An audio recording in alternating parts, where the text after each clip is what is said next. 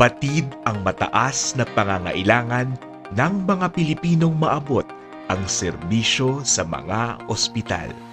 Narito ang pinakabagong paraan ng pagpapakonsulta ng mabilis na serbisyong pangkalusugan.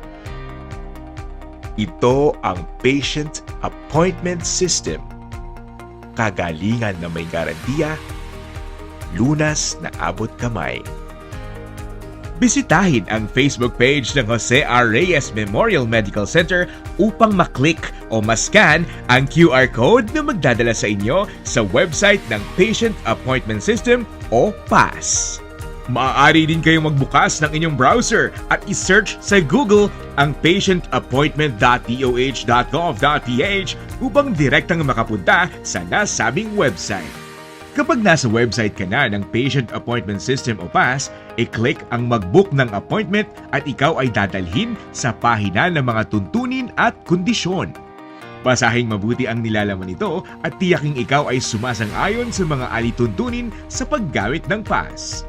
Lagyan ng check ang kahon sa ibaba ng pahina upang makapagpatuloy sa susunod na mga hakbang. Ikaw ay dadalhin sa pahina ng mga serbisyo kung saan maaari kang pumili ng ospital.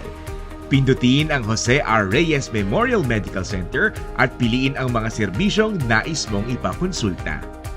Ang PAS ng Jose Reyes ay kasalukuyang available sa iba't ibang departamento ng mga serbisyong medikal ng ospital.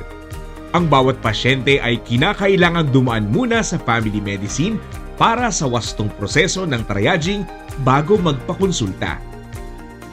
Pindutin ang arrow na blue sa kanang bahagi ng screen upang mapunta sa Schedule of Appointment na pahina, kung saan din maaari kang pumili ng petsa o araw ng iyong planong pagpapakonsulta.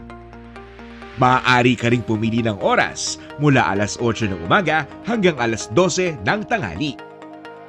Kasabay ng pagpili ng oras ng iyong appointment, makikita mo rin ang status ng natitirang slots para sa bawat available na oras. Pagkatapos nito, dadalhin ka sa pahina ng patient information kung saan kailangan mong punan ang lahat ng kinakailangang impormasyon tulad ng iyong pangalan, edad, contact number, dahilan ng pagbisita, at iba pa. Tiyaking tama at kompleto ang lahat ng detalye bago ito isubmit. Sa reservation summary, makikita ang buong impormasyon na iyong inilagay para sa iyong scheduled appointment. Maaari mong i-screenshot ang form na ito bago isubite bilang kopya o reference ng iyong ipinadalang impormasyon. Mahalaga na mayroong kang kopya ng summary na ito dahil ito ang iyong ipapakita sa araw ng iyong konsultasyon.